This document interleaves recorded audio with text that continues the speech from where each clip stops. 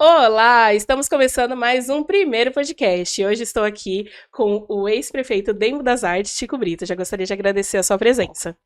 Eu que agradeço, Adriana, estar presente aqui no primeiro podcast, que tem dado resultado muito importante e prestado um serviço, né, de informações para a nossa população da cidade e da região. Então, parabenizar vocês. Obrigada. Antes de começar esse nosso bate-papo, vou falar sobre os nossos patrocinadores. Ilha Love, balada de Embu das Artes, fica ali próximo da rodoviária.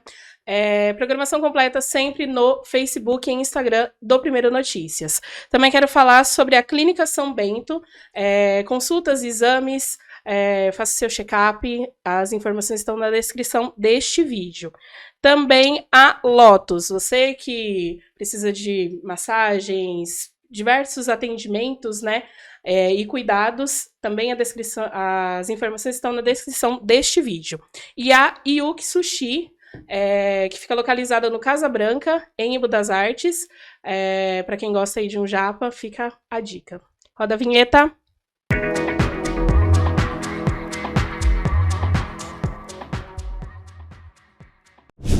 Maravilha, vamos começar então esse nosso bate-papo, né? Chico, você foi muito pedido aqui no nosso podcast, nas nossas caixinhas, sempre surgia o seu nome, né? Então vamos lá, vamos começar esse bate-papo. Fala um pouquinho sobre quem é Chico Brito. Pois bem, vamos lá. Eu sou paraibano, sou casado com minha esposa Daniela Brito, tenho 4 filhos, 2 meninas e 2 meninos. Vim para São Paulo em 1971, meu pai, minha mãe e 11 filhos. Sempre morei na região do Jardim Ingá, Parque Arariba, depois morei um tempo em Itapecerica da Serra, Taboão e moro no Embu há 30 anos. Então sou sociólogo de formação, né, me formei na USP, na Universidade de São Paulo, e sempre militei na área social, né? Trabalhei em algumas organizações não governamentais, sempre atuando na área social. Sou apaixonado por cachorro, gato, bichos em geral, adoro cozinhar, adoro ler, adoro o contato com a natureza. Maravilha, maravilha. A sua primeira eleição foi disputada quando e por que teve essa vontade de iniciar na vida pública? Então, Adriana, veja só, eu sou militante político desde os 16 anos de idade. Tá?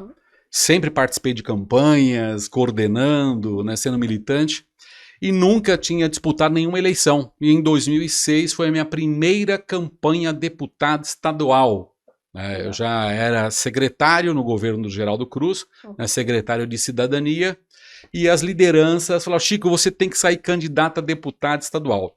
E como eu era secretário da Cidadania e Participação Popular, criei vários projetos. O Banco de Alimentos, que existe até hoje, fui eu que criei, né, em 2002. Tá? A Cooperativa de Geração de Trabalho e Renda, inclusive a semana passada encontrei um guardador de carro, ele falou: Chico, lembra fevereiro de 2001, quando você fez a primeira reunião conosco, né? Então, a partir do trabalho que eu realizei, também através da implantação do orçamento participativo, as lideranças me incentivaram a sair candidato em 2006. Tive 34 mil votos no Embu, né? Não tinha apoio praticamente... Tinha apoio apenas de um vereador, né, o vereador Silvino, que eu quero agradecer ao Silvino pelo apoio que ele me deu, nenhum outro me apoiou, e contei com o apoio de lideranças comunitárias, né, pessoas de associações, de igrejas, né, e tive 34 mil votos no Embu e 52.854 votos no total. Foi uma eleição fantástica. A oposição falava que eu não teria nem 5 mil votos no geral, e só de Embu das Artes eu saí com 34 mil votos. E para mim, assim, essa experiência foi bastante positiva, né? Elaboramos naquele momento uma plataforma para pensar um projeto regionalizado, né? Porque nenhuma cidade conseguirá arrumar soluções para os seus problemas de maneira isolada. Então eu apresentei naquele momento, em 2006, uma plataforma regional. Resolver o problema da saúde regionalmente, da educação, da segurança, e eu acho que essa minha mensagem, né, e essa minha plataforma da candidatura de 2006 foi entendido pela população, porque naquele momento que o eleitorado era bem menor que hoje, eu saí de Embu com 34 mil votos. Bacana, bacana. E a eleição para prefeito? A eleição para prefeito foi em 2008, né? Minha primeira eleição. Foi uma eleição bastante propositiva. Né? Nós fizemos um plano de governo de forma participativa e eu tive 72.541 votos. Isso é Né? expressivo. E depois, em 2012, fui para a reeleição e tive 80 mil votos. Né? Ou seja, durante esse período da história política de Embu das Artes, eu sou ainda hoje o prefeito com o maior número de votos da nossa cidade. Então agradeço de coração o povo de Embu das Artes por terem me dado os 34 mil votos em 2006 para deputado, os 72 mil votos em 2008 e os 80 mil votos em 2012. Legal, legal. Foram 8 anos aí, né, à frente da prefeitura, né, à frente de Embu das Artes. O que você deixou para Embu das Artes? Veja só, Adriana, eu costumo dizer para as pessoas assim, né, que o gestor ele tem que ser avaliado pelo conjunto da ópera, né? Conjunto da obra, quer dizer, né? Então, em 8 anos eu fiz 5 creches, 5 postos de saúde, a UPA do Jardim Santo Eduardo, o pronto-socorro infantil que não existia na nossa cidade, reestruturei o setor de zoonose da nossa cidade, contratando veterinário para cuidar, né, dos animais, tanto vacinação como também animais abandonados, nós levávamos para o setor de zoonose. O Centro Cultural da Quadra do Meio, que era uma quadra abandonada, fizemos um centro cultural maravilhoso e montamos a primeira escola de música da nossa cidade. Né, com violino, piano alemão, ou seja, algo estruturante, né? E o céu do Jardim do Colégio. Além disso, a rodoviária, o terminal do Casa Branca, o terminal de São Marcos, o terminal do Mimais e 16 academias públicas de ginástica, além do recapeamento de mais de 200 ruas e a abertura da rua Jorge de Souza, o alargamento da Jorge de Souza, que propiciou o desenvolvimento daquela região central da nossa cidade.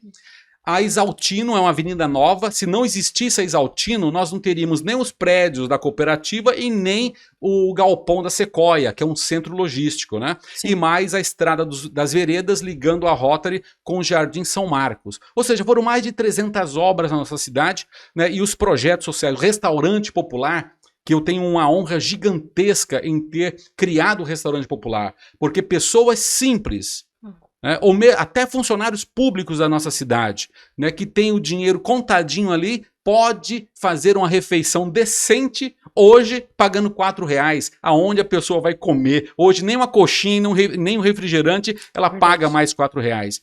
Então eu digo para você, e com 500 milhões de reais, nós fizemos mais de 300 obras na nossa cidade. Mais de 300 obras na cidade. Então eu acredito que o legado que nós deixamos foi esse, né? A reestruturação, fazer obras em toda a cidade. Né? Anteontem encontrei na sexta-feira, na quinta-feira encontrei uma moradora que ela falou: Chico, você fez obra por toda a cidade e não privilegiou ou só o centro ou só a periferia. Eu fiz obras por toda a cidade. Então eu acredito que nós estruturamos políticas públicas na nossa cidade, né, que deram resultado e que estão aí até hoje. Legal.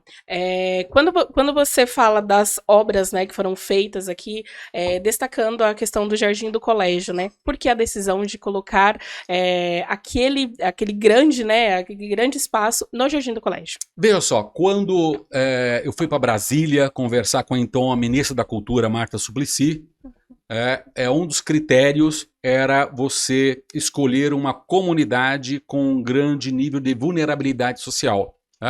E existia ali no Jardim do Colégio uma área gigantesca, né, abandonada, e que nós desenvolvemos todo o projeto foi nosso, arquitetônico, apresentamos para o governo federal e foi aprovado o Céu da Cultura. Então no Jardim do Colégio nós inauguramos um centro cultural, biblioteca, centro de referência de assistência social, quadra poliesportiva coberta, uma pista de caminhada e uma academia pública de ginástica. E mais, uma sala de cinema. Legal. Então, quando nós fizemos o projeto e falamos que iríamos começar esse projeto no Jardim do Colégio, as pessoas falaram: Chico, você é maluco? E o nosso projeto previa, Adriana, poucas paredes externas e muito vidro. Né? Você é maluco, lá no meio da comunidade. Eu falei, é lá mesmo que precisa de um equipamento como esse, e é lá que precisa de um equipamento bonito, porque o povo merece o melhor. Então eu tenho muito orgulho de ter construído o céu do Jardim do Colégio. Legal, legal. Nas eleições de 2016, na verdade, você declarou neutralidade, né? Preferiu ficar ali neutro, né, naquelas eleições. Sei. Qual foi o motivo? Isso é muito fácil de eu explicar, porque tanto em 2008 como em 2012, eu tive apoio de 18 partidos. E no desenrolar político entre 2012 e 2016, parte das lideranças optaram em continuar apoiando o Geraldo Cruz e parte das lideranças optaram por apoiar Ney Santos. E tinha uma pressão, né, do pessoal do PT que eu mandasse todo mundo que declarasse apoio ao Ney ir embora. Tá? E, Adriana, eu aprendi uma coisa na minha vida, não ser ingrato com as pessoas. Então, não era por uma opção política delas, tá certo? Que eu iria mandar lideranças embora que me apoiaram durante 8 anos. Então, eu não achei justo isso. Tá certo? Eu vejo isso como perseguição, eu vejo isso como ingratidão, e eu posso ter vários defeitos, mas ingratidão não. Então eu optei por ficar neutro. Quem estava no meu governo quisesse apoiar o Geraldo, continuava apoiando o Geraldo, e quem quisesse apoiar o Ney Santos, apoiasse o Ney Santos, tá certo? Então eu não fiz campanha nem pro Geraldo e nem pro Ney. Tá? Isso, eu fico tranquilo em dizer isso. As lideranças que estavam na prefeitura comigo, e tanto na Câmara de Vereadores, parte continuou com o Geraldo e parte apoiou o Ney Santos. E eu fiz essa opção não pelos dois, mas em respeito às lideranças que me apoiaram durante 8 anos. Entendi. Isso também motivou a sua saída do PT naquela época? Isso me motivou a saída do PT porque se eu continuasse no PT como disciplinado que eu sou, eu teria que mandar todo mundo embora. Então eu fiz essa opção. Saio do PT para não cometer um ato de injustiça com lideranças que me apoiaram durante 8 anos e que fizeram a opção dela. Tá certo? Então eu fico muito tranquilo em relação a isso, né? O Chico Brito fez campanha pro Ney. Eu não fiz campanha pro Ney Santos. Não, me mostre uma foto minha, um áudio meu, falando o meu candidato é o Ney Santos. Não existe. Um palanque que eu subi com o Ney. Não subi. Como não subi também no palanque do Geraldo. Tá certo? Mas deixei as lideranças à vontade para que elas fizessem a opção delas.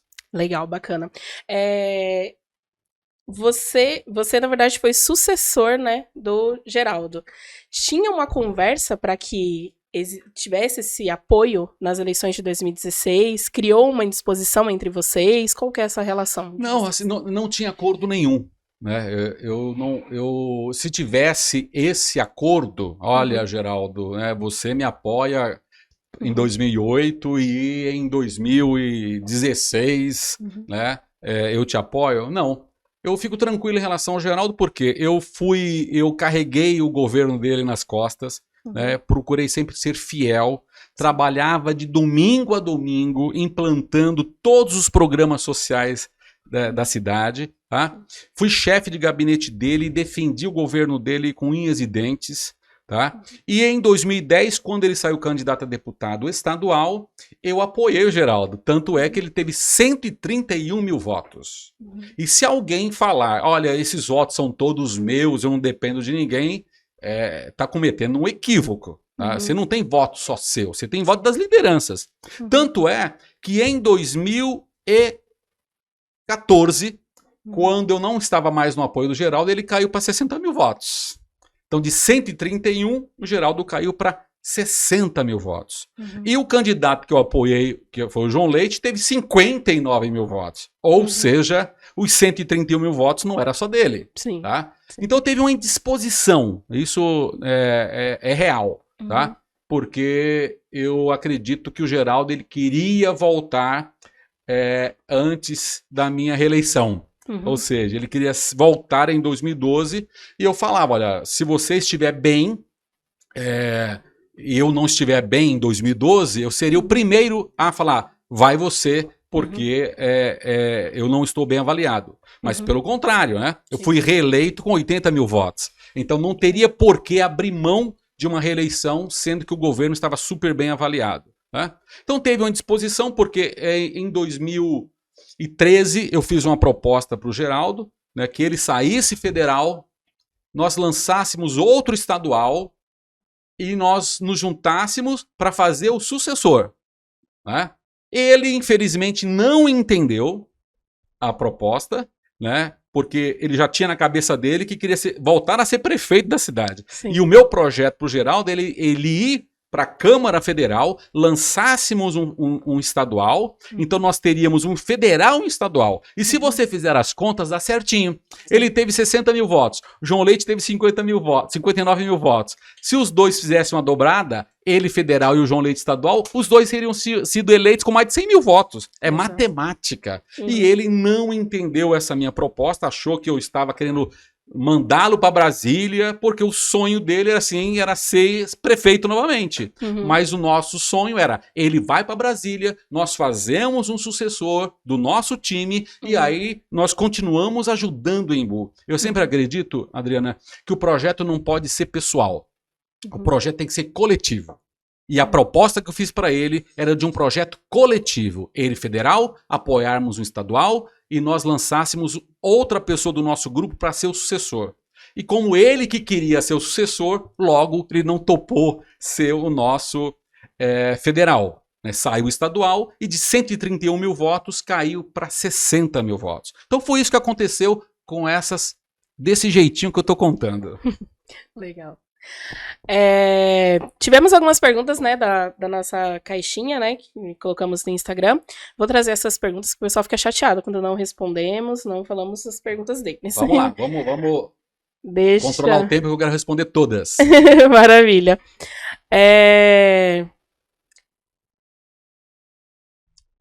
Vamos começar leve, né?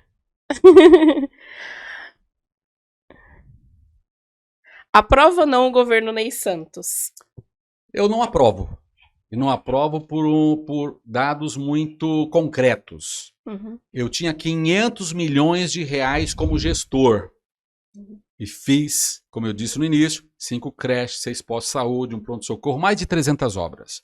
Hoje a prefeitura tem 1 bilhão e 200 milhões de reais. E não fez nem 1/3 do que eu fiz. Ou seja, se eu tenho 3 vezes mais recursos do que o prefeito anterior, eu teria que fazer, no mínimo, a mesma quantidade de obras que ele fez. Agora, não vale falar que pintar a escola é obra nova. Até porque eu pintei, Geraldo pintou, Geraldo Puccini pintou, Nivaldo Orlandi pintou, Quinzinho pintou, Yasbeck pintou, Seu Anis pintou. Ou seja, todos os prefeitos que passaram na nossa cidade, o mínimo que todos nós fizemos foi reformar algumas coisas e fazer a manutenção das escolas e das unidades de saúde. Né? E agora o que eles estão fazendo? Até coisas que eu construí, eles estão pintando, arrancando a minha placa de inauguração, que eu construí, tá certo? E botando a placa deles. Inaugurando. Inaugurando. Não se inaugura. Você faz uma pintura, você não inaugura. Entendeu? Isso é vergonhoso. Né? Você inaugurar pintura de uma escola, pintura de um posto de saúde. O que eu quero ver é se construiu uma nova escola, como eu fiz. A última escola de lata que tínhamos na cidade, lá no Jardim Estela, eu derrubei a escola de lata e construí uma escola de alvenaria bonita. Aqui no Santo Eduardo, nós tínhamos a escola Velha Delfina, Adriana, que as crianças disputavam com pombo a refeição. Porque as salas de aula ficavam desse lado, desse outro lado aqui o pátio, e quando chovia as crianças tinham que atravessar aquilo na chuva. Eu conversei com meu amigo Padre Paulino, lá da paróquia, pedi um espaço para ele, levei as crianças para esse espaço, derrubei aquela escola, que as pessoas achavam que eu não ia conseguir construir uma nova escola, e a Delfina hoje é a maior escola que Embu das Artes tem. Então, 2 novas escolas, 5 creches, 5 postos de saúde, a UPA, né, do Jardim Santo Eduardo, Centro Cultural, Céu do Jardim do Colégio, né, o restaurante popular, ou seja, como que o prefeito anterior, ou seja, Chico Brito, com 500 milhões de reais, consegue fazer 300 obras na cidade, e o atual prefeito, com 1 bilhão e 200, vou repetir, 1 bilhão e 200 milhões de reais, e não fez uma creche nova, um posto de saúde novo, um centro cultural novo, não fez obras na cidade. E, prefeito, falar que pintar escola é obra nova, você tá de brincadeira, né? Então, Adriana, assim, não aprovo. E não sou eu que não aprovo. Eu estou andando pela cidade e estou ouvindo o povo de Imbu. Falta de pirona no posto de saúde. A merenda escolar, Adriana, que no meu período, no meu mandato, era refeição. Carne de verdade, arroz, feijão, macarrão, salada, suco. As meninas ficavam lá na cozinha descascando batata, né? Hoje não é mais essa merenda de qualidade. E estão gastando mais do que eu gastava com merenda. Ou seja, tem algum problema um governo desse, né? Material escolar entregue no meio do ano.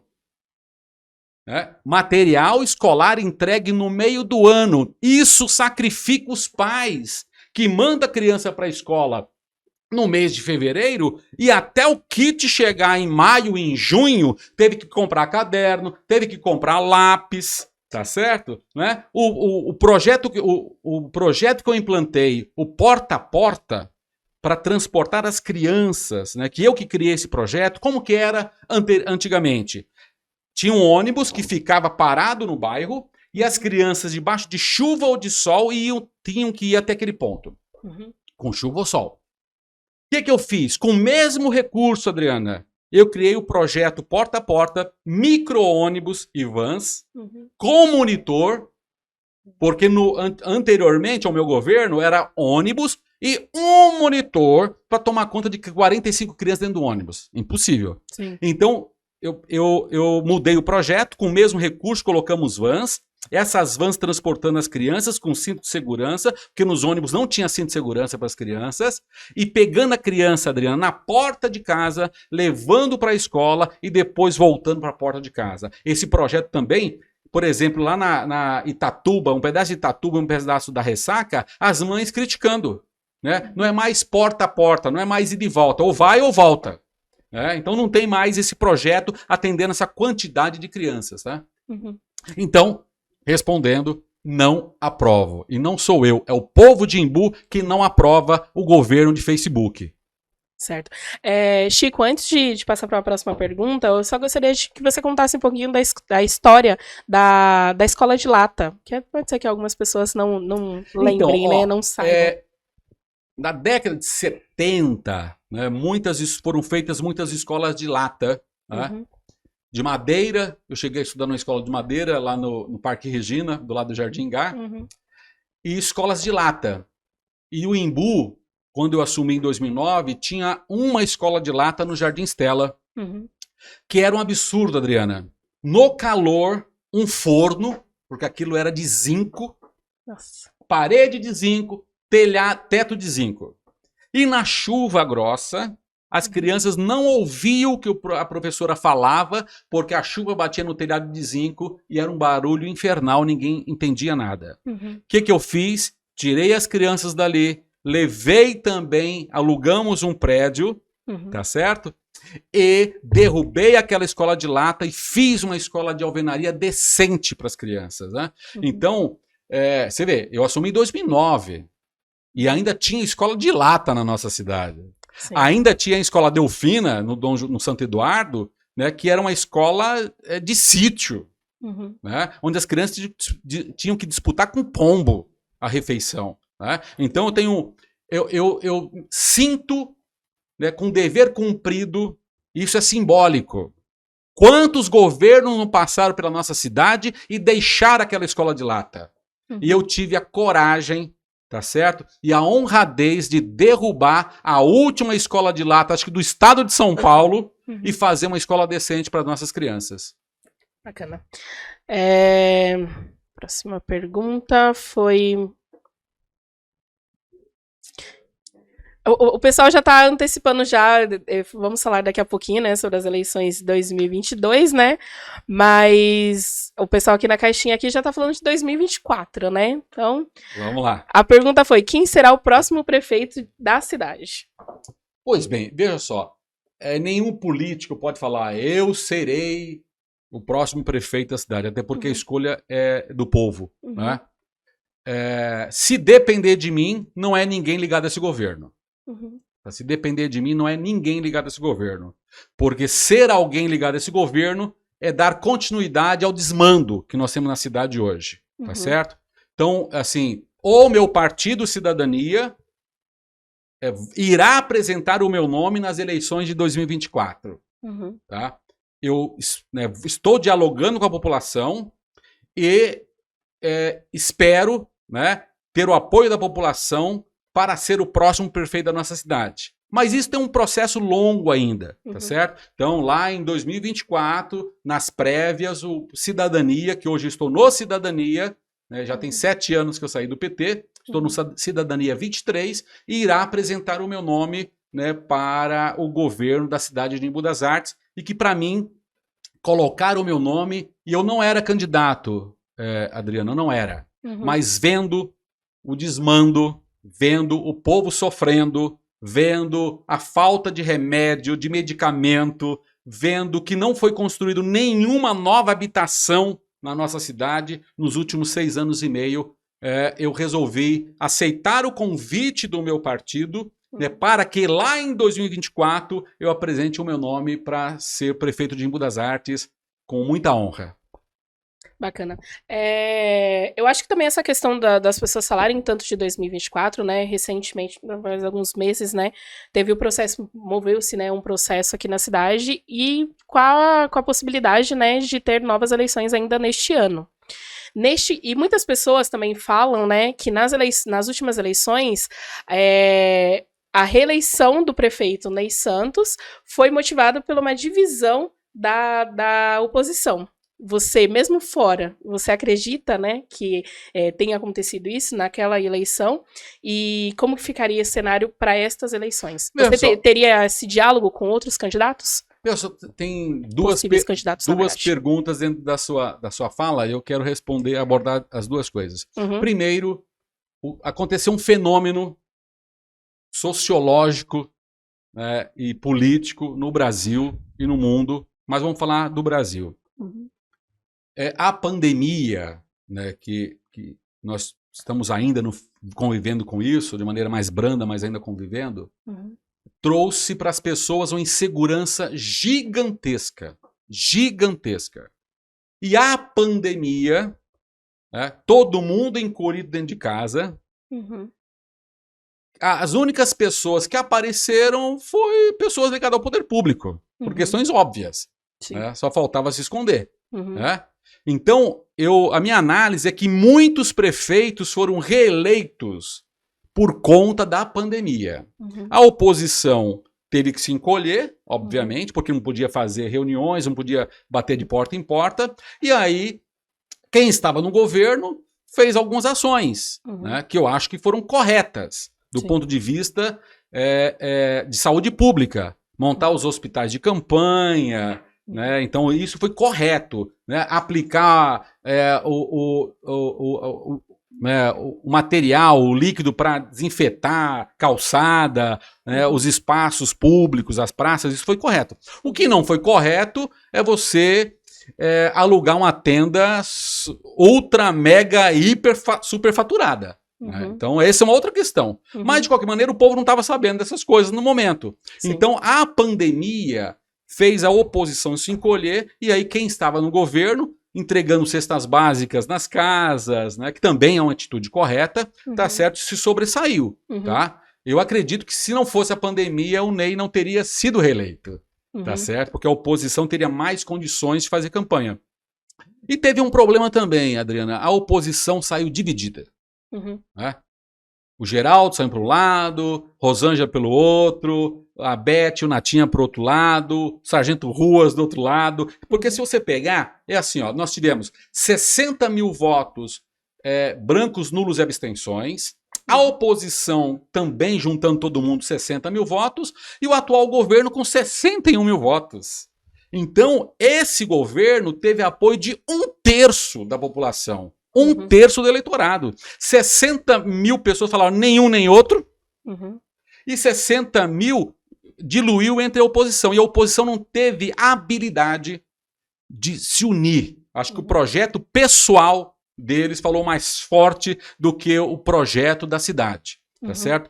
Eu dialoguei com a Rosângela, dialoguei com Ruas, dialoguei com o Natinho e com a Beth, né? Pretendo dialogar com o Geraldo Cruz também, né? E se depender de mim, Geraldo, Rosângela, Ruas, Beth, Natinha, né? Juntaremos todo mundo para resgatar a nossa cidade do atual desmando que ela sofre hoje.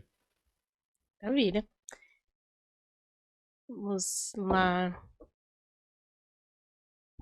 Você vai se aliar ao Ney Santos para ser eleito prefeito em 2024? Olha, pela minha resposta está mais do que claro que eu não vou me aliar a esse governo. Tá? Não tem a menor chance de eu me aliar a esse governo.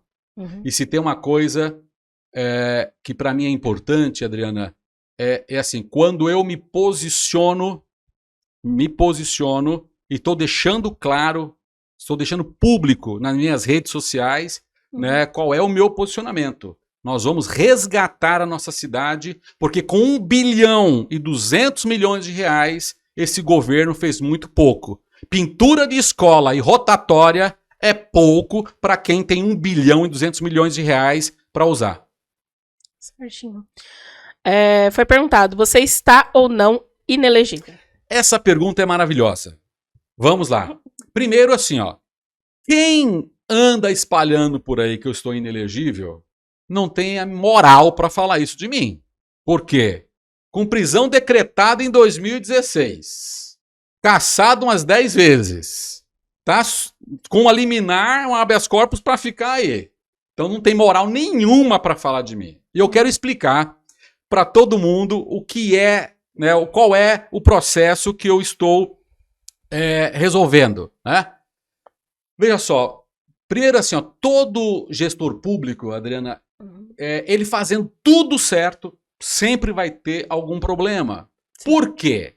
Porque a lei de licitações, a 8666, é uma lei ultrapassada. E eu vou explicar o porquê. É assim, ó, se eu seguir à risca a lei de licitações, burocraticamente, mas comprar uma porcaria para oferecer para as crianças, não tem problema nenhum. Porque burocraticamente eu fiz tudo certo. Mas o produto é uma porcaria. Mas só que para o Tribunal de Contas e para o Ministério Público, o que interessa não é o que eu estou oferecendo para o povo, e sim seguir a burocracia.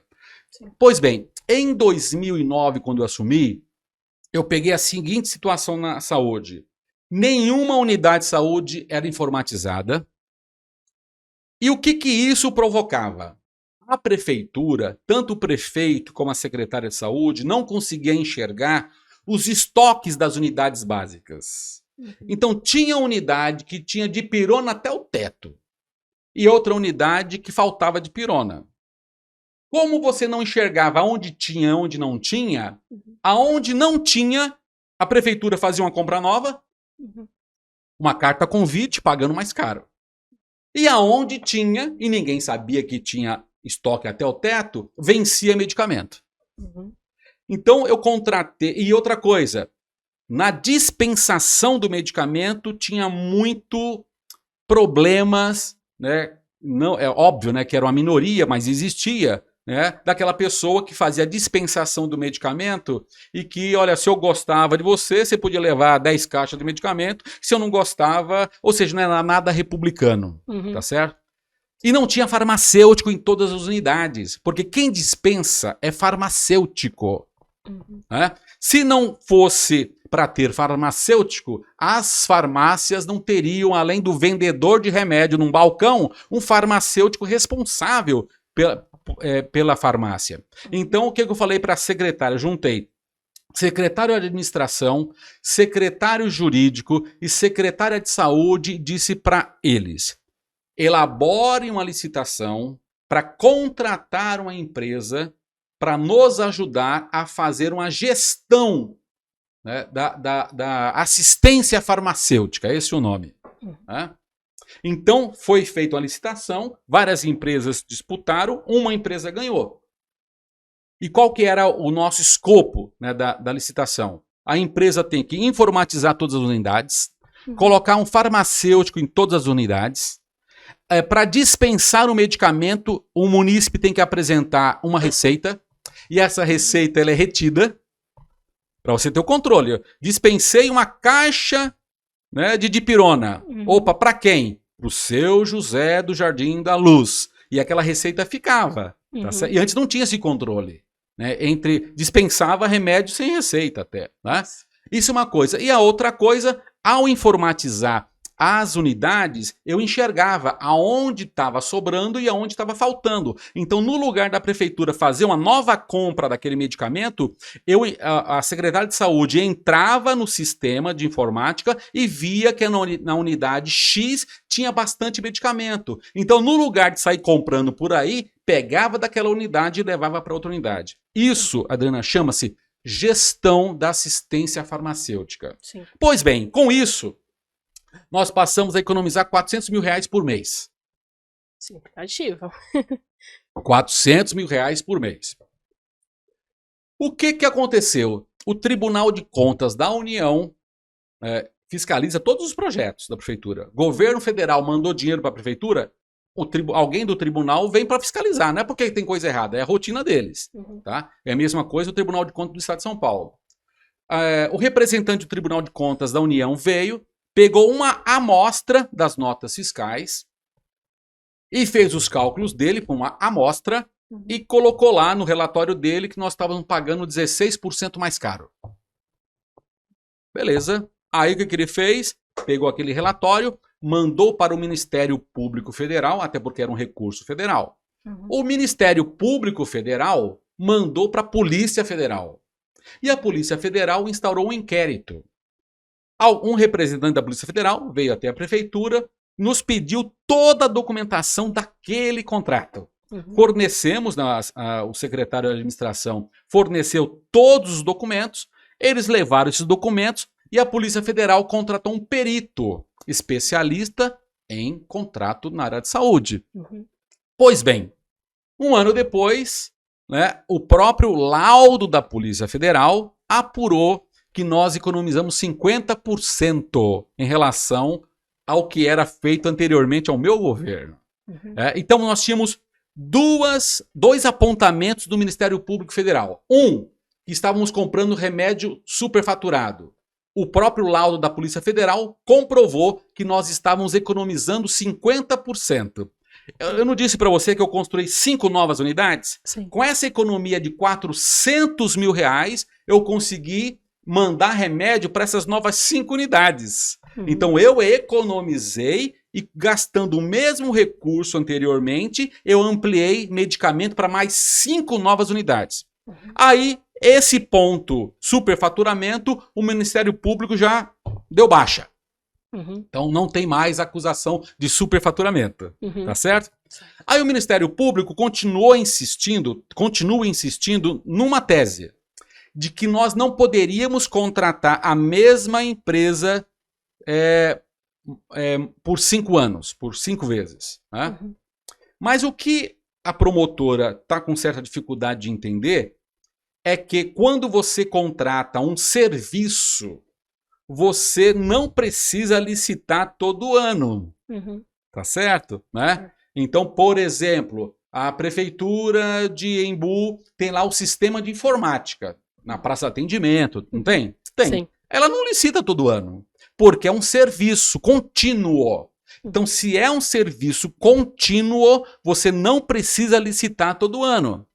Então, nós estamos provando agora, já que o item superfaturamento já foi resolvido, que nós poderíamos sim renovar o contrato, porque era uma prestação de serviço. Até porque, Adriana, eu faço questão de esclarecer, e é para quem acompanha aqui o primeiro podcast, o seguinte: o medicamento era um item do contrato. O contrato era a gestão, né, da área de dispensação de medicamento. E o remédio, ele era levado para o estoque da prefeitura em consignação. O que isso significa? Se lá na unidade básica de saúde o remédio era entregue para o morador através de uma apresentação de uma receita, a gente pagava o medicamento. Então a gente só pagava aquilo que era realmente consumido pelo povo. Então isso evitava desvio, isso evitava remédio ser com vencimento, tá certo? E aí nós enxergávamos o que tinha em cada unidade básica, tá? E aí um apontamento do Ministério Público é que eu renovei o contrato sem ter parecer jurídico, jamais. Né? Para você ter ideia, eu era o prefeito e eu tinha secretários, como todo prefeito tem, com conhecimento técnico. Né? A secretária de saúde era uma médica e não uma advogada como é hoje. O secretário de administração, né, ele tinha formação naquela área. A assessoria jurídica, o secretário de assunto jurídico era um advogado. E quem dava parecer era o doutor Wilson, funcionário de carreira da prefeitura há mais de 40 anos. Uma pessoa de uma índole, um caráter, né, inquestionável. A mesma coisa o servidor José Roberto Jorge, né, que é desde a guarda mirim que o Zé Roberto está na prefeitura. Então eu só dava a minha assinatura final depois que passava pela secretária de saúde, secretário de administração e o procurador jurídico da prefeitura. Tá certo? Então eu analisava todos os pareceres dele, ela solicitava, o pessoal da administração via se o contrato estava ok e depois o doutor Wilson, que era o advogado da prefeitura, ele dava o parecer jurídico. Pois bem, o promotor estava questionando o parecer jurídico do Dr. Wilson, alegando que aquele parecer não era um parecer. Porque Dr. Wilson, né, muito antigo na prefeitura, Adriano, o parecer dele era à mão. Era manual. Né, não era digitado no computador. Né? E aí teve a última audiência e eu participei, né, e o meu advogado pediu para a juíza projetar na tela a página 10, onde constava lá a letra do Dr. Wilson. E foi perguntado para um servidor se aquilo dali era a letra do Dr. Wilson, o servidor disse que sim. E se aquilo dali era o parecer jurídico do Dr. Wilson, o servidor disse que sim. Tá certo? Ou seja, nós estamos resolvendo e vamos resolver. Tá certo? Olha, esse problema, né? E é um bom problema, sabe por quê? Porque eu economizei 50%.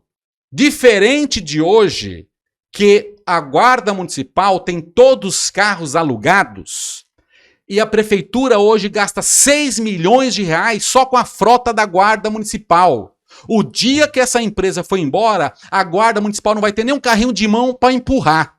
Isso sim é um absurdo. É um absurdo a Prefeitura hoje ter 50 prédios alugados e muitos deles, Adriano, vazios. Vazios.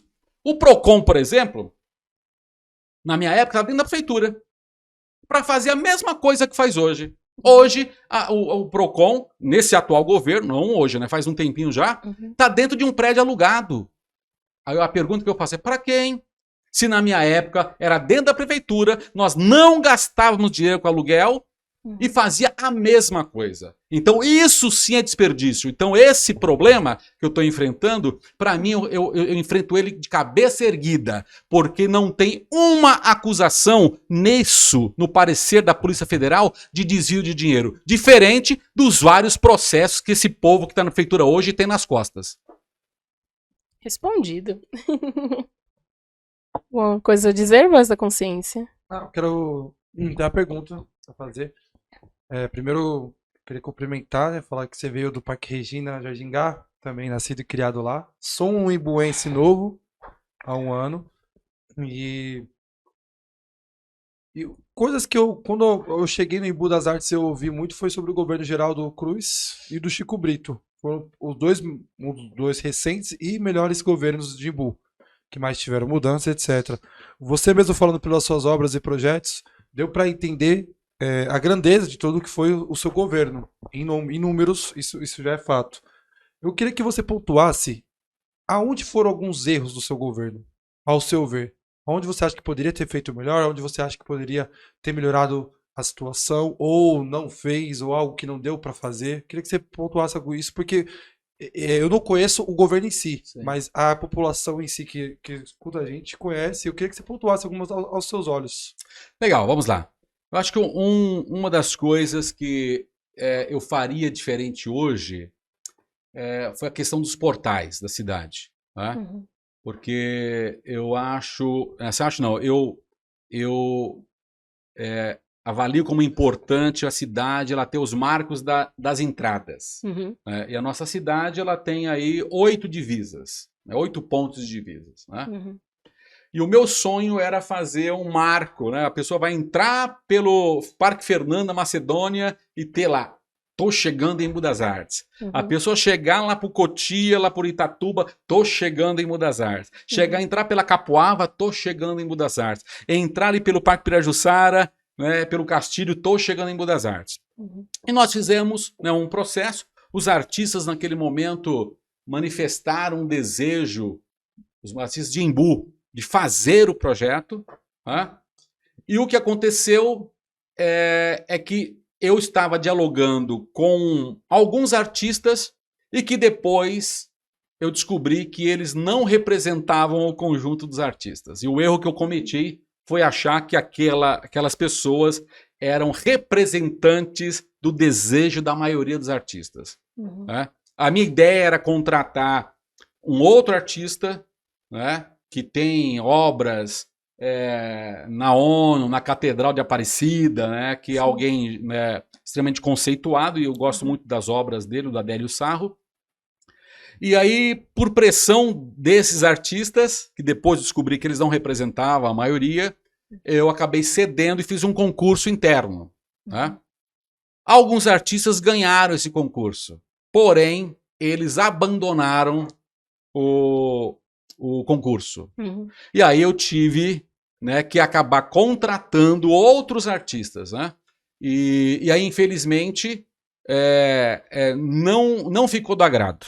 Tá? Não ficou do agrado da população, não ficou do meu agrado. Né? Então, hoje eu faria diferente. E sendo prefeito, farei diferente. Uhum. Né? Já disse até para alguns artistas.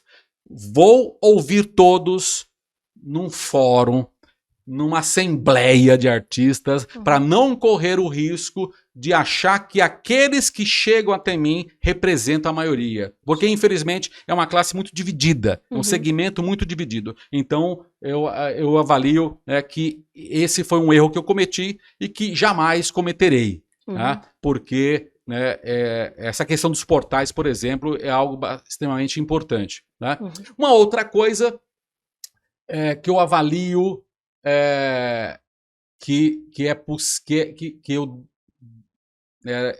me frustrei um pouco foi não ter conseguido, tá certo, implantar na nossa cidade mais academias públicas de ginástica, né, porque essa atividade é super importante. Né? Eu implementei 16. Né, se você passar por elas hoje, elas estão todas abandonadas. Né? Mas o meu desejo era implementar umas 40 academias públicas de ginástica. Né? Acho que isso é um outro problema que eu vejo. Né? Então, assim, acho que os principais são esses dois. Tá? Principalmente essa questão do portal, que eu já venho dialogando com alguns artistas para corrigir isso. Tá? Mas no mais, né, quando você tem aí 5 novas creches, 5 novos postos de saúde, um pronto-socorro novo, um pronto-socorro infantil, né, um restaurante popular, né? Então eu vejo que né, nós tivemos mais acertos do que erro, né? Bacana. Vamos lá. Foi enviada uma pergunta, já respondeu, né, que a pessoa pediu para explicar com clareza sobre essa questão de inelegível, já foi respondido. Chico, se você fosse o atual prefeito de Embu, hoje o que você faria? Eu aplicaria com rigor e defendendo o interesse público da população esse 1 bilhão e 200 milhões de reais. Ou seja, economizar, né, não alugar carro, não ficar alugando prédio a torto e a direito, tá certo? Né? E aplicar esse recurso no que a população necessita, né? Eu reestruturaria o programa farmacêutico da nossa cidade, né? E tem mais creches para fazer. Se eu fiz 5 creches com 500 milhões de orçamento, com 1 bilhão e 200 milhões, dá para fazer muito mais. E quero aqui registrar.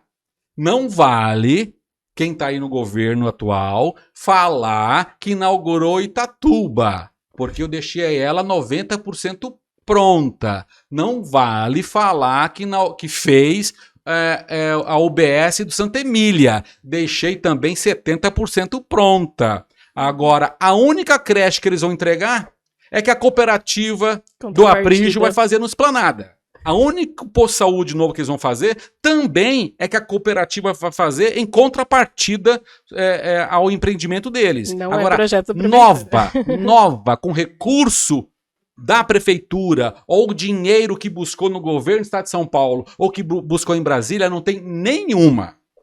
Eu queria aproveitar esse gancho para fazer uma pergunta sobre isso. Por que em Embu das Artes você acha que atualmente a gente privatiza tanto? Porque tudo aqui é privatizado, desde do poder de saúde, né? Desde o funcionário de saúde é uma empresa que faz, nosso transporte é totalmente privatizado.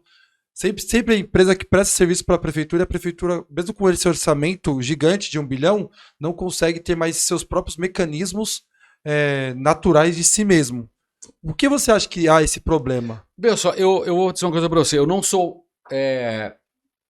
são duas coisas. Né? Você não faz... Não existe... O termo correto não é privatização. Porque privatizar significa você vender algo que é público para empresa privada. Tá? Então, ninguém está vendendo o sistema de saúde da cidade para uma empresa privada ou vendendo o transporte. Né? Você faz uma concessão, em alguns casos é concessão, e no outro caso é contratação de serviço. Então, por exemplo, a empresa de saúde que faz a prestação de saúde em qualquer governo, ela é uma prestadora de serviço. Então o problema não é você fazer um contrato com uma empresa, até porque é uma OS, uma organização social, não é uma empresa privada como a Amil, né, como um hospital particular. Né? O problema não é esse. O problema é você contrata o serviço, mas a prefeitura que tem que continuar fazendo a gestão. O que é essa gestão? Ver se todos os médicos que estão sendo pagos estão trabalhando, ver se todos os médicos e funcionários pagos pela prefeitura através da empresa estão realmente trabalhando. Tá? Tem gente, né, dessa empresa que está aí, eu brinco, é mãos inimiga. É mãos inimiga porque não paga os funcionários direito e mãos inimiga porque maltrata o povo. Tá? Então, veja só, então, o problema não é esse. Né? Você tem uma concessão ou então uma contratação. O problema é o atual governo não fazer a gestão. Tem gente, por exemplo, que está recebendo dessa empresa, está em casa, há 2 anos sem fazer nada, recebendo dinheiro público e ficando dentro de casa. Isso sim é errado. Enquanto isso, falta médico, falta enfermeiro, falta remédio. Tá certo? Então o problema não é se é uma empresa privada que oferece, que faz o serviço. Tá certo? Então, por exemplo, senão a prefeitura teria que ter o caminhão de coleta de lixo municipal. E não tem que ter. Não tem que ter. Tá certo? Até porque é o seguinte, quando você coloca o funcionário público para fazer alguns serviços, por exemplo, vai fazer a coleta de lixo com funcionário público, por exemplo, né? Se quebra o caminhão, se quebra um eixo do caminhão, a prefeitura não pode ir lá na loja e comprar o eixo. Não, tem que licitar. E isso é um processo demorado, tá certo? Então tem serviço que não pode abrir mão. Educação, né? Professor dentro da sala de aula. Né? Agora, médico, como nós temos poucos médicos no Brasil, tá certo? Então você ter uma empresa que contrate esses médicos, não todos, contrate esses médicos, tá certo? Principalmente na urgência e emergência, tá? Para atender o povo. E se aquele médico não está funcionando, você fala para a empresa, né, olha, esse cara aqui não está atendendo bem o meu povo aqui, traz outro porque esse aqui não serve para trabalhar no Embu. Então você agiliza, tá? Então eu não sou a favor ou contra a contratação de empresa privada para prestar um serviço público, desde que você pague o correto e cobre pelo serviço, e o serviço seja entregue com qualidade. Isso mesmo. Já tem gente antecipando aí, ó, sua volta. Foi perguntado, se o senhor for eleito, o que tem em projetos sobre desmatamento ilegal no nosso município? Vamos lá. Quando, né, do meu mandato, nós fizemos o plano diretor mais participativo que essa cidade já viu. Uhum. Foram 40 audiências públicas com a participação de mais de 3.000 pessoas discutindo o plano diretor da nossa cidade. Tá? E alguns segmentos, Adriana, me procurava no gabinete, Chico, eu quero conversar com você sobre as nossas demandas. O que eu falava? Vá lá na plenária e defenda os seus interesses na frente de todo mundo. Até porque, gente, defesa de interesse não é crime, não é imoral. Imoral é você querer que o seu interesse seja defendido pelas portas dos fundos. Então, por exemplo, quando eu juntava 3.000 pessoas lá no Caipirão, empresários, ambientalistas, o pessoal da área de saúde, da área de cultura, movimento de moradia, né? Todo mundo tinha o direito de pegar o microfone e defender o seu ponto de vista. Então, naquele momento, Adriana, nós colocamos três coisas. Dobramos as áreas preservadas por lei na nossa cidade. Sim.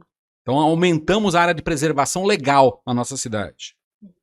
Definimos as áreas desmatadas para serem ZEIs, Zonas Especiais de Interesse Social para Habitação Popular. E definimos também, através de um corredor empresarial ligando Itatuba até o Santa Clara, um corredor empresarial tendo 150 metros do eixo da rua para a construção de galpões logísticos para gerar mais emprego. Diga-se de passagem que foram nos meus governos que a nossa cidade mais ampliou a arrecadação. Né? Se hoje eles têm 1 bilhão e 200 milhões de orçamento, é por conta do trabalho que eu fiz lá atrás. Trouxe vários centros logísticos para a nossa cidade, gerando trabalho e renda para o nosso povo. Até porque eu criei uma lei de incentivo fiscal e eu exigia duas coisas, Adriana. 3 coisas. Que 70% da mão de obra fosse de Embu, que existisse preservação da área. Então, se você pegar o condomínio Raines no Magali, boa parte é preservação. Se você pegar o condomínio Raines no Itatuba, num terreno de 120 mil metros, eles fizeram um galpão de 70 mil metros. 20 mil metros de pátio e o resto é preservação. Né? Então, veja só, aumentei a área de preservação legal, deixei área para habitação popular. Diga-se passagem que o meu governo foi o governo que mais construiu habitação popular nessa cidade, né? E aumentei a área para trazermos novas empresas para a nossa cidade. Isso é o papel de um plano diretor, e não esse faz de conta que eles estão fazendo hoje. O que eles estão fazendo hoje é um faz de conta. Né? Então, se hoje pode ir para a rua pedir voto, se hoje pode ir para a rua fazer reunião com o povo, também pode ir para a rua fazer plenárias, mas grandes plenárias, tá certo? E chamando as pessoas para fazer as plenárias e participar. Né? Então, hoje, o que está acontecendo na nossa cidade, na nossa região, é um crime ambiental absurdo. Áreas gigantescas sendo desmatadas. Adriana, eu defendo a habitação popular. Mas nenhum movimento de moradia aceita um negócio como está acontecendo hoje. Áreas sendo desmatadas, terrenos sendo vendidos para o povo de qualquer jeito, sem água, sem luz, sem asfalto, sem esgoto. E aquela pessoa que tem o sonho da casa própria está lá sendo obrigada a morar em um local sem a menor condição. O que é isso? Por que as pessoas estão se virando e topando uma situação dessa? Porque falta na nossa cidade política pública habitacional. Eu desafio o atual governo a mostrar quantas unidades populares fez e compara com o meu governo. Tá certo? Nós fizemos mais de 1.500 unidades. E mais uma vez, não vale falar que aquele empreendimento na rua São Sebastião, ali no Vazame, no Valo Verde, foram vocês que fizeram. Ali eu deixei 90% pronto. Tá? Só faltava ligar a luz lá, a energia que a Eletropaulo demorou. Tá certo? Então, eu avalio que você tem que ter uma política habitacional decente, com aluguel social para tirar pessoas da área de risco, como nós tiramos, tá? Enquanto você busca recursos para fazer habitação para o povo. Ninguém mora numa área clandestina porque quer. Ninguém mora dentro do esgoto porque quer. É por falta de política pública do atual governo que força as pessoas a se submeter a uma situação dessa. Respondido. Um servidor mandou uma pergunta. Pergunta se ele, se for eleito, se vai trazer os benefícios de novo para os servidores. Perdemos o abono aniversário e quase não tivemos reajuste. Maravilha. Então, essa servidora que não quer se identificar, eu quero esclarecer com razão. Porque qualquer pessoa que se manifesta contra o atual governo sofre represália. É um governo vingativo. Né? Então, quero dizer para você, servidor, que pode ficar tranquila, ninguém vai te identificar. E eu quero te agradecer pela pergunta. Adriano, durante os meus 8 anos, foram os 8 anos que mais teve concurso público na nossa cidade. Foram mais de 1.000 novos funcionários públicos concursados. Para você ter ideia, foi no meu governo que nós fizemos o enquadramento das ADIs, foi no meu governo que nós fizemos o enquadramento das assistentes sociais, das fisioterapeutas, ou seja, pessoas que estavam atuando como técnicas, mas estavam em cargos comissionados, né? E trabalhavam 8 horas, quando a lei federal diz que essas pessoas, por conta da exposição ao estresse, elas tinham que trabalhar apenas 6 horas. Então nós fizemos esse enquadramento. Criamos o plano de cargo e carreira, onde a pessoa, através do plano de cargo e carreira, ela poderia ter 2 promoções, uma vertical e outra horizontal, uma por tempo de serviço e uma outra por desempenho. Então tínhamos avaliação, né? E nós colocamos a questão do abono aniversário, né, para um reconhecimento para esse servidor, que tanto faz pelo povo da nossa cidade,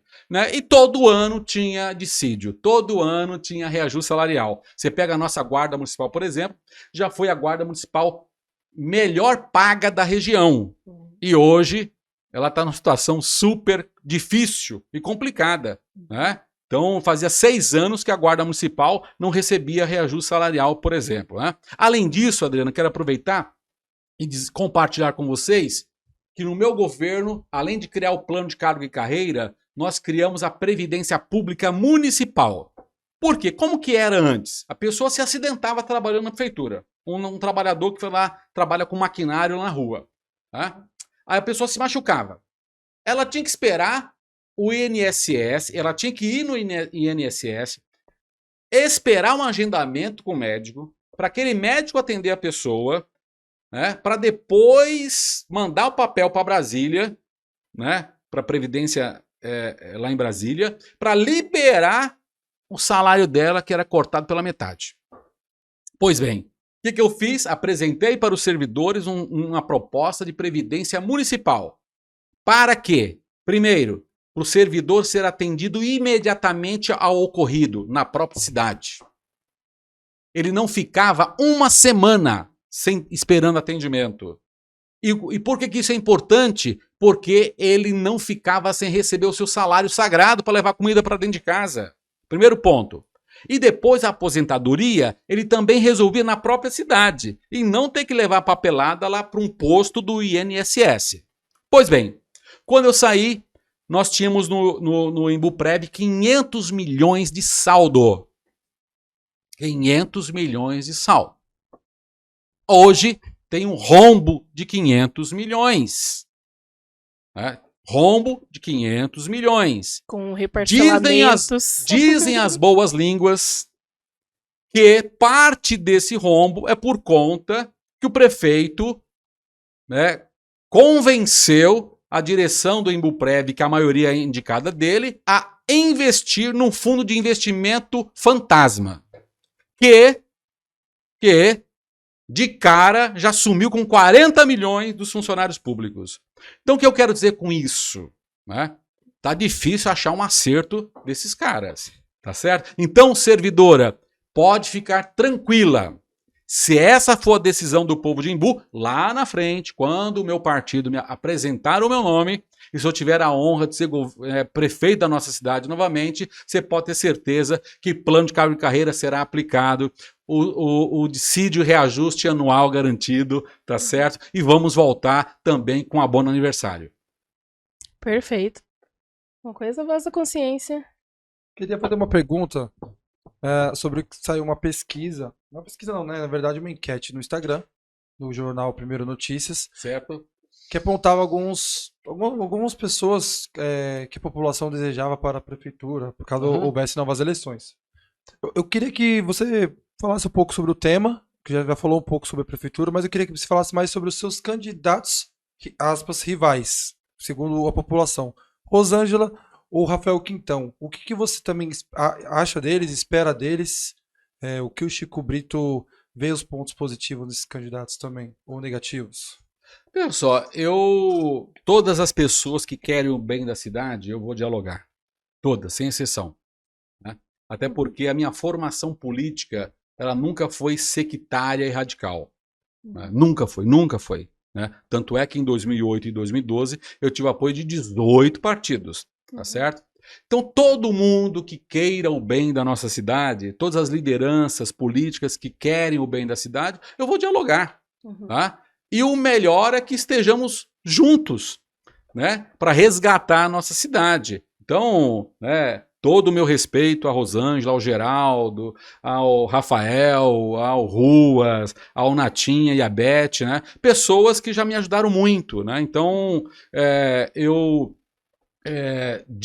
tenho que dizer o seguinte: são lideranças essas pessoas, tá certo? Né? São lideranças importantes que têm o meu respeito e que eu quero construir aí um diálogo, né, para estarmos todos unidos a favor de Embu das Artes. Perfeito. Seu partido, na verdade, tem federação, na verdade, com o PSDB, né? Isso. Então tem uma possibilidade aí do candidato do PSDB, que na verdade já tem aí falado algumas coisas, né? Pode ser confirmado a questão do Rafael, de uma união de vocês, como funcionaria? Então, pessoal, está muito cedo, né, para falar sobre isso, mas assim, existe uma federação entre o Cidadania e o PSDB, né? E quando você tem uma federação, é a federação que decide quem é o candidato, tá? Então é um processo democrático. Adriana, eu não tenho medo do processo democrático, muito pelo contrário. Né? O que eu tenho medo é de ditadura, o que eu tenho medo é de governo autoritário, que não recebe a população no gabinete, né? Que criou 3 recepções diferentes para o povo não passar e não chegar até o prefeito. Quando eu fui prefeito, eu começava a atender as pessoas na rua e quando eu chegava, eu levava 2 horas para chegar até dentro do meu gabinete, porque eu atendia um monte de gente lá no pátio, né? E tinha atendimento ao povo todo dia na prefeitura. Então, de governo autoritário, conservador, né, racista, né, machista, isso eu tenho medo, certo? Medo não, repugno. Né? E agora, a democracia, eu amo a democracia. Então, um processo democrático natural. Então, conversar com todos eles, eu vou conversar. Assim, ó, eu não deixarei de conversar com ninguém que queira o bem de Embu das Artes. Se você quer o bem de Embu das Artes, é só me ligar, me convidar para um bom café, que nós iremos juntos construir o futuro da nossa cidade. Bacana. Vamos falar sobre 2022, né? Opa! 2022, Chico não é candidato, né? Não sou candidato. Mas tem os seus candidatos. Tenho Seus sim. pré-candidatos, Isso, tenho, né?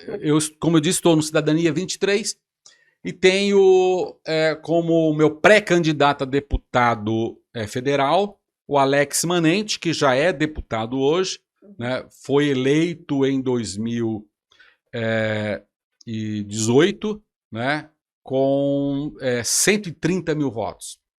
Alex, ele é avaliado como o melhor deputado federal por São Paulo, primeiro, e o terceiro parlamentar melhor avaliado do Brasil.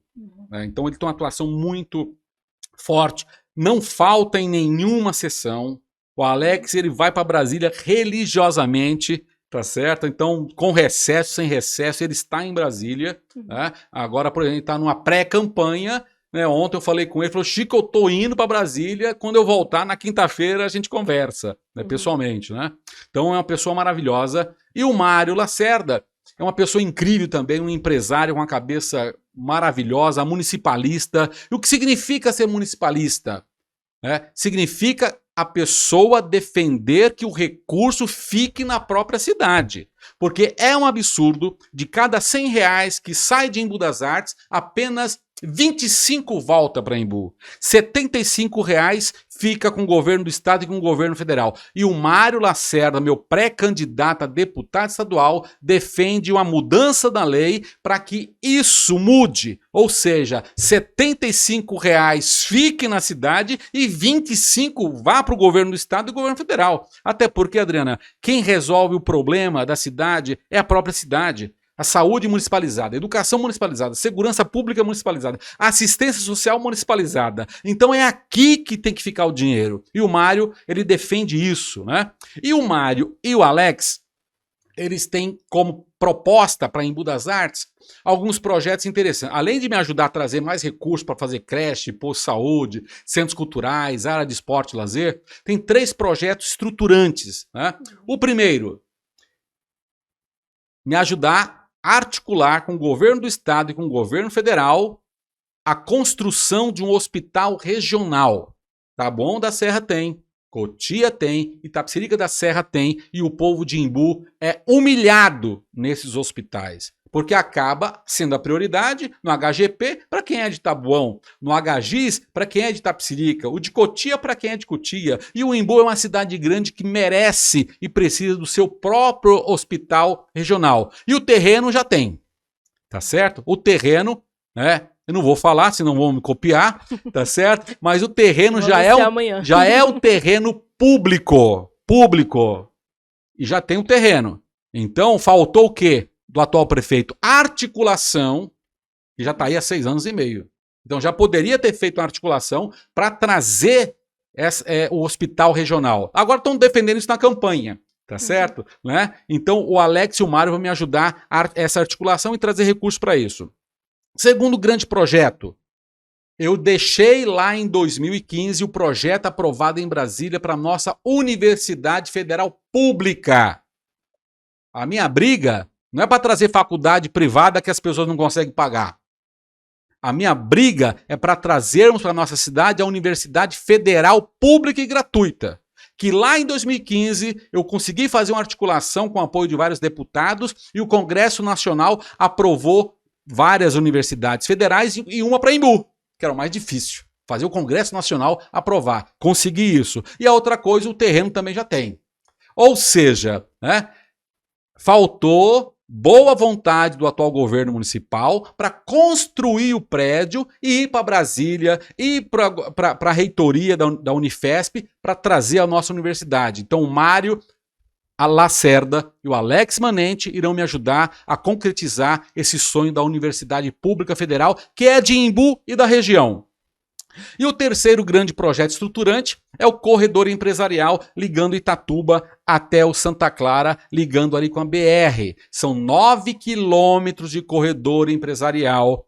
Pelo estudo que nós fizemos lá no plano diretor, é possível trazermos 20 grandes novas empresas. Se no meu governo eu já trouxe muitas empresas, nós deixamos aprovado no plano diretor esse corredor empresarial de 9 quilômetros. Aqui em Tatuba já tem o condomínio Heinz.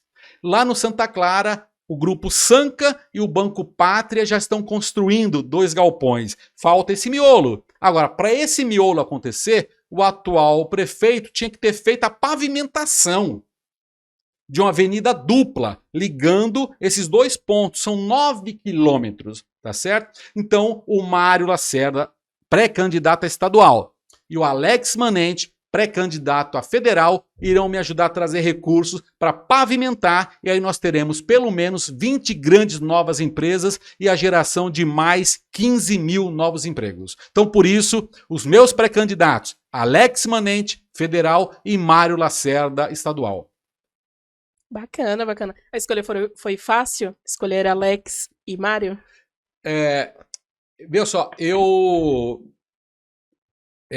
não é fácil você fazer uma escolha, porque você tem que tomar um cuidado com quem você, né, está fazendo uma parceria política. Né? Então, por isso, né, que eu demorei um tempo a tomar essa decisão. Mas foi seguro, tranquilo fazer essa parceria com Alex Manente e com Mário Lacerda, porque eles são pessoas muito sérias. Tá? E com certeza irão ajudar muito, muito mesmo em Embu das Artes e região. Bacana. Chico, vamos pontuar algumas questões, né, que falam-se muito, né? Então, vamos falar sobre segurança, né? Segurança pública. O que era na sua época, o que você acredita que falta hoje, o que deve ser feito para o futuro. Vamos comentar um pouquinho sobre segurança. Vamos lá. Segurança pública, Adriana, nunca está relacionada apenas à polícia na rua. Polícia na rua é apenas um item da segurança pública. Agora, quando você urbaniza uma área pública, né, que as pessoas chamam de favela, né, urbaniza, faz ligação de água, de luz, faz uma área de lazer, leva creche, leva posto de saúde, isso é segurança. Quando você ilumina uma praça, como nós fizemos no meu governo, toda a iluminação dessas praças todas e com a academia pública de ginástica foi durante o meu governo, isso é segurança pública, porque você faz com que as pessoas de bem ocupem o espaço público e aí quem quer fazer coisa errada não vai ficar lá, tá certo? Então, você levar equipamentos públicos para a periferia é importante, isso é investir. Você investir em educação desde das crianças pequenininhas, isso é segurança pública. Você criar cooperativa de geração de trabalho e renda para essas pessoas que estão desempregadas, isso é segurança pública, tá certo? E você ter uma guarda municipal cidadã.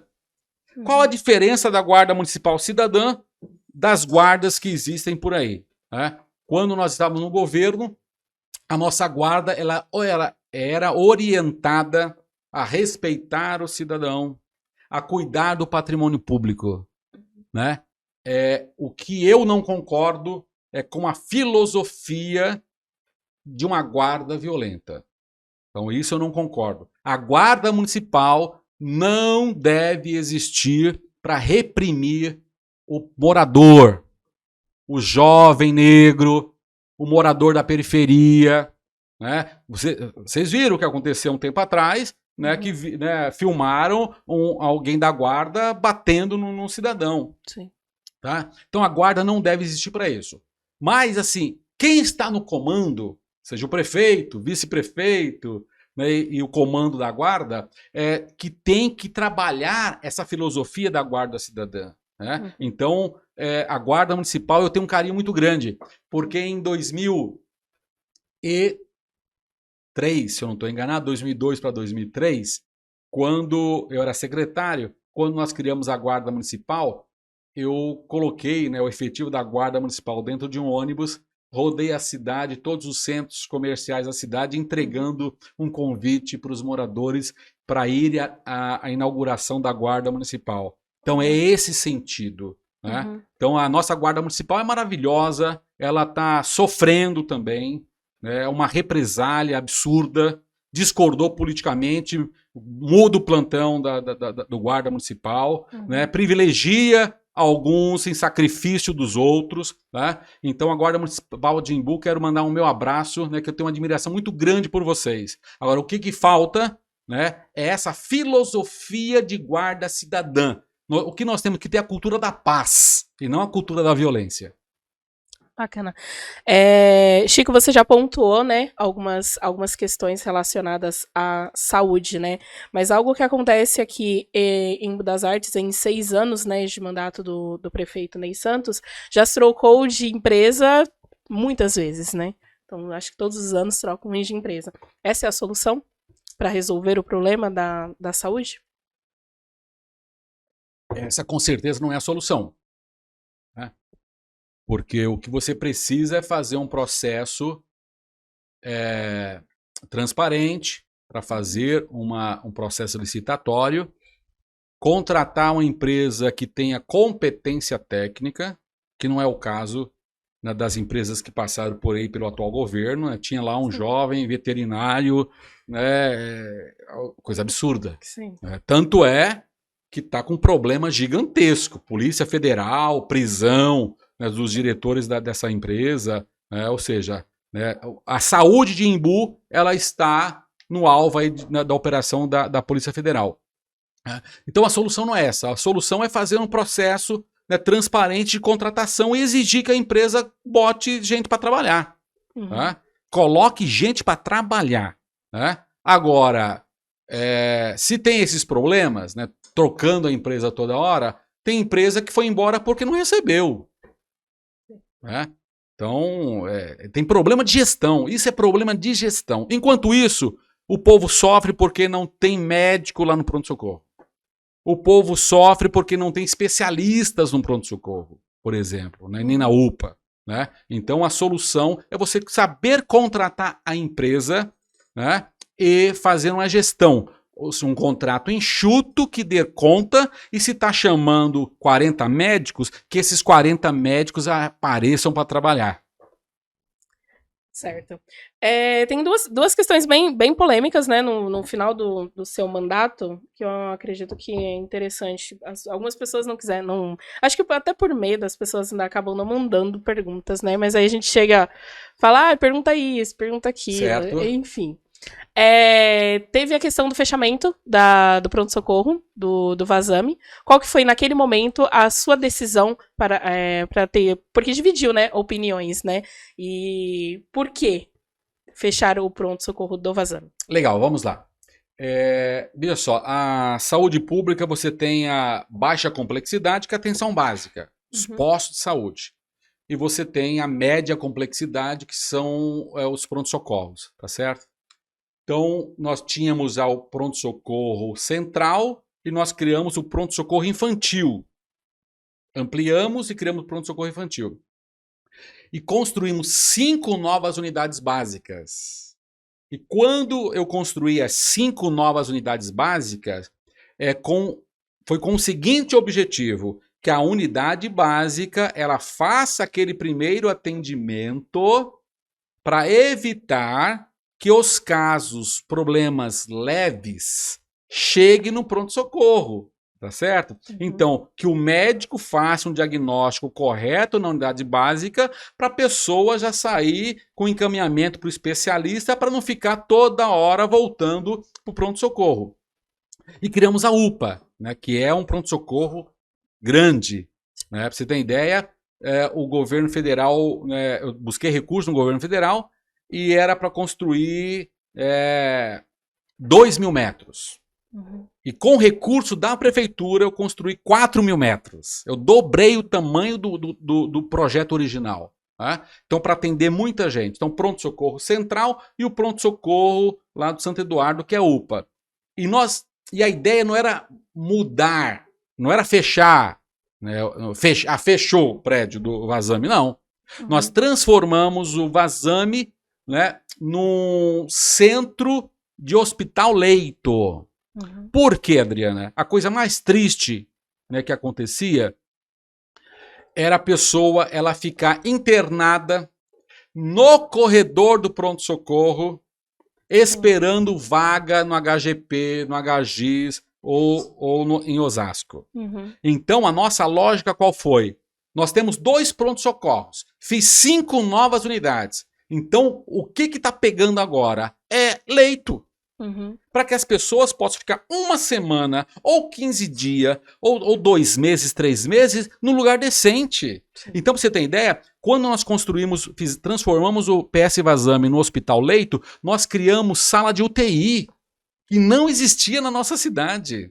Tá? Então, nós transformamos o pronto-socorro do Vazame em um hospital leito. Então esse discurso da oposição, que eu fechei o Vazame, a verdade que eles não contam é que o Vazame foi transformado num hospital leito. E muita gente que passou durante o meu mandato no hospital leito do Vazame viu a diferença. Que pessoas que ficaram internadas 1, 2 meses e com humanização, com decência, e não como era antes, né, no corredor do PS Central ou no próprio PS do Vazame, porque nós não tínhamos um hospital aqui. E até sair a vaga do HGP, do HGIS, ou de outro qualquer hospital, a pessoa ficava no corredor. Agora você imagina que constrangimento, né? Sim. A pessoa no corredor do pronto-socorro e a família, né? E o parente não poder ficar junto. Por quê?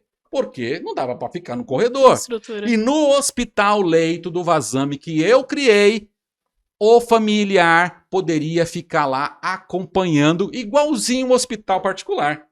Tá certo? Né? Agora, o que as pessoas não contam é que o atual prefeito prometeu reabrir o Vazame como pronto-socorro. E que até agora não fez. Ainda tem um tempinho, né? Vai. Quem sabe? Ou me ouvindo ele, né, para me contrariar, ou olha... Mas fica à vontade. Se reabrir o pronto-socorro do Vazame, eu vou aplaudir. Chico, já encerrando aqui o nosso bate-papo, ficaria aqui longas horas conversando com você. As portas aqui do primeiro podcast estão abertas para você quando quiser voltar. E para encerrar, vamos falar sobre a questão dos cemitérios aqui de Embu das Artes, que passaram a administração de uma empresa privada. Que você comentasse um pouquinho sobre isso. Te agradeço de coração pela pergunta, né? Então assim, vamos lá, voltando... Os cemitérios não foram privatizados. Porque privatizar é você vender.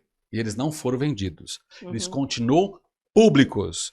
O que eu fiz foi fazer uma concessão para uma empresa. Então, por exemplo, o primeiro serviço que nós contratamos uma empresa para fazer foi a funerária. Né? Porque às vezes tinha problema com o carro, às vezes faltava o motorista, né? O coveiro, ele estava de licença médica, e aí quem enterra se o coveiro está de licença médica. Ou às vezes a pessoa ela prestava concurso público para ser coveiro, mas depois não aguentava o tranco, e aí ia no médico, conseguia um afastamento. Então era uma loucura aquilo. Então a nossa intenção foi a melhor. Foi fazer uma concessão para que a empresa ela melhorasse o serviço. Tanto é que, por exemplo, o serviço da funerária, né, no meu governo, foi reconhecido, que mudou, porque tinha carros novos. Né? Antigamente, né, o caixão corria o risco de sair pela porta do fundo porque a porta não trancava. Né? Então nós melhoramos bastante o serviço. Pois bem, o que aconteceu? É que o atual governo não fez a gestão desse contrato. Tá certo? A gestão desse contrato. Como eu disse para vocês, não existe, o problema não é fazer a concessão ou não fazer a concessão, é a gestão. Tá? Então, né, quando eu fiz isso, foi com essa intenção do povo ter um serviço de qualidade. Então, se você pegar, o contrato lá está previsto, por exemplo, uma reforma e ampliação, né, dos velórios, e que acabou não acontecendo, eu não estava mais na prefeitura. Então, né, quem tem que responder isso não sou eu. Tá? Mas é isso, a intenção foi essa, tá certo? Então, foi você melhorar o serviço. Tá? Então, como eu disse, é igual a coleta de lixo.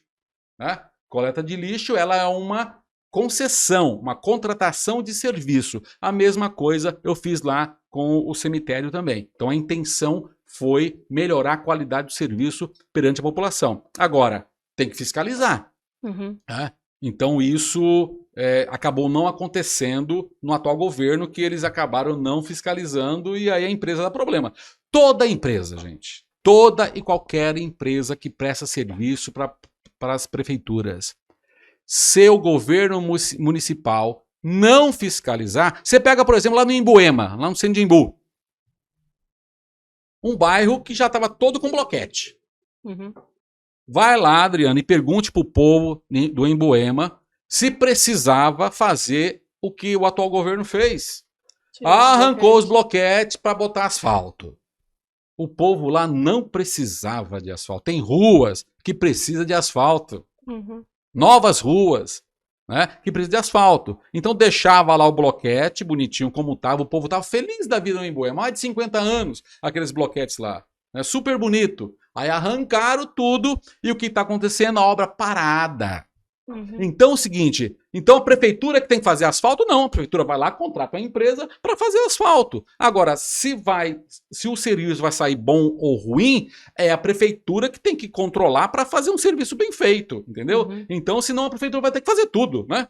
Varrer rua, coletar o lixo, fazer asfalto. Aqui no Imbu já teve isso.